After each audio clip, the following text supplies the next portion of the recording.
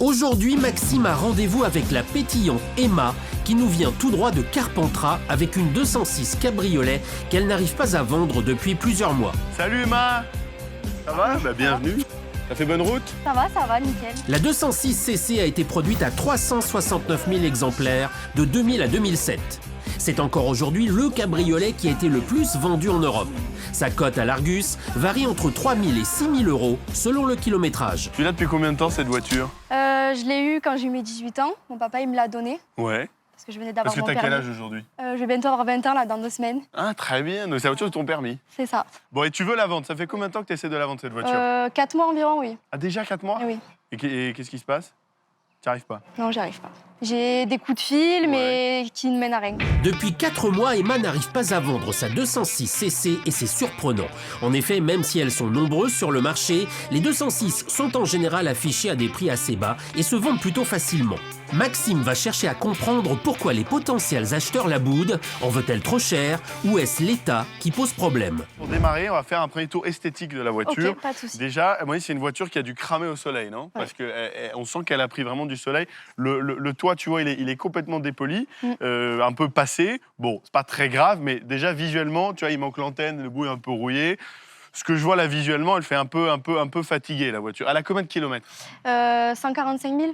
Donc c'est pas délirant non plus, tu vois, pour Non. des petites voitures dans ce budget-là. Elle en a un peu, mais c'est vrai qu'esthétiquement, tu vois, on fait le tour ensemble. Bon, ça, c'est pas grave. Voilà. Le capot aussi, évidemment, a Oui, pris. il Bon, a ça, chauffé c'est au soleil. normal. Hein. Ouais, ça a bien chauffé. La 206 présente un gros défaut de peinture, une voiture brûlée par le soleil qui peut faire peur. Refaire une peinture complète est inenvisageable, mais un polylustrage pourrait redonner un peu de couleur à ce cabriolet défraîchi. Bon, à part le soleil, elle a pas trop de défauts de carrosserie. Bon, les pneus m'ont l'air en bon état aussi, tu vois. Je pense qu'ils sont assez récents à l'avant. Il y a encore une petite pastille et ils ont l'air pas mal. Toi, est-ce que tu as remarqué des défauts en particulier sur la voiture? Après, moi, je connais un peu des soucis, on va dire, au niveau du toit. Quand il se referme, il s'emboîte pas bien. Ouais, alors un type qui va acheter une 206 CC s'il peut pas la décapoter, c'est quand même un problème. On va regarder, je termine le tour. Ah ouais, mais tu m'étonnes. Ouais, t'es sûr qu'il marche vraiment là? Parce que c'est pas... C'est quoi ça? Eh ben, ça a pété, hein. Ça a sauté. Bon, alors on a un câble de VTT. Un câble de capote sectionné, il va falloir intervenir et aider Emma à régler ce problème pour que Maxime puisse lui trouver un acheteur. Esthétiquement, tu vois, le pare-choc là est un peu bigné, mais bon, c'est normal, elle a une auto qui commence à avoir un certain âge. L'arrière est un peu plus fatigué que l'avant, mais je dirais qu'à part la partie du soleil qui a vraiment fracassé la peinture, la voiture est plutôt dans un bon état esthétique. Le problème, c'est qu'on voit que ça. Voilà. En plus, là, on est en plein soleil, c'est une voiture noire, on peut pas faire pire. Cette histoire de toit, ça m'inquiète un peu. Ok. On va aller regarder ça ensemble.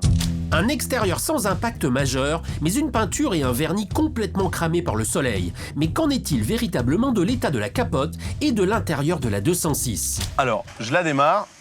Donc voilà, tout va bien, il n'y a pas trop de voyants, ça bip encore. C'est infernal, c'est bagnole.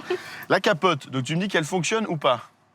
Elle s'ouvre, Bon. mais elle se referme mal. Alors, je crois que là-dessus, voilà, déverrouille de ton côté. Enfin, Donc, du il y a moins, le moi, ça câble de m'a... VTT qui se trimballe. Non, mais j'adore. Non, mais en fait, c'est... Oh la vache.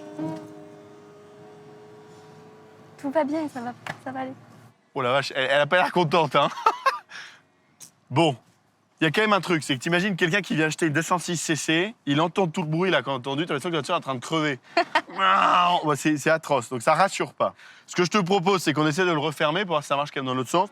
La capote peine, mais elle fonctionne. Plus de peur que de mal, car le changement d'un système complet coûterait excessivement cher, plus de 1 500 € et rendrait la vente impossible.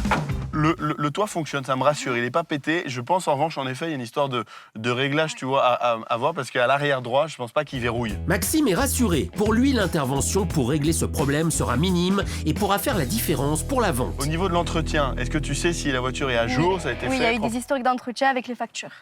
Depuis quand? Depuis, donc mon père, il a dû le faire avant que j'ai possède la voiture, mais depuis, D'accord. on va dire, 2020, j'ai fait les entretiens. D'accord. Et avant, on n'a pas trop d'infos, un peu? sais pas. Oui, je sais qu'il y a eu des entretiens. Après combien, je sais pas. D'accord. Pas de carnet d'entretien sur les 16 premières années de vie de la voiture, ce qui veut dire qu'il est impossible de savoir s'il y a eu des réparations pendant ce laps de temps. Ce n'est pas très rassurant et ça peut être un vrai problème pour certains acheteurs.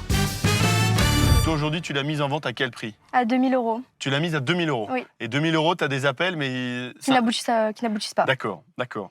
Je pense pas que c'est une voiture qui vaille vraiment beaucoup plus, c'était Mm. à peu près dans les prix, mais vu déjà là un petit peu ce qu'on a repéré, t'en as une à 2 500 € qui va être peut-être vraiment mieux, tu vois. Donc ce que je te propose, c'est qu'on aille rouler, on voit déjà si au niveau mécanique tout fonctionne bien, parce que faut que ça fonctionne, c'est des petites voitures que les gens utilisent pour rouler. Un extérieur qui pose des problèmes, une capote qui ne se ferme pas complètement, un historique d'entretien quasi inexistant. Maxime a identifié ce qui freinait la vente, mais surtout va essayer de régler tous ces problèmes pour réussir à vendre cette 206. Espérons que le test routier se révélera positif, afin que Maxime puisse miser sur un bon état mécanique de l'auto pour trouver des acheteurs. Mais je pense que c'est encore le coffre de la capote qui est mal emboîté. Ah ouais, Tu sais, avec mon câble de Décathlon là. c'est ça. Voilà, c'est ça. Le test routier est indispensable, il permet de vérifier le comportement du moteur, mais également de tous les organes de sécurité de la voiture. Un gros problème sur une voiture aussi peu chère serait un vrai coup dur pour Emma et pourrait même amener l'annulation de la vente. Alors bon, je vais être franc avec toi, en termes de sensation, C'est pas ouf. c'est assez aseptisé. Ouais. Mais ce qui est assez amusant, c'est comme toute Peugeot, t'as un petit train avant quand même assez joueur. C'est un 2 litres, mais t'as... Bon, c'est pas un foot de guerre, mais tu peux rouler avec, c'est un usage quotidien assez marrant, non? Par contre, ce pommeau là, voilà. On a tout arraché. Mais j'ai pas tout arraché, tu vois. Bon, allez. Maxime a pris du plaisir au volant de la 206, la voiture d'Emma ne présente aucun signe de faiblesse. Il reste cependant quelques détails à améliorer pour la vendre. Le pommeau de levier à recoller et réparer la capote pour ne plus entendre le bip persistant.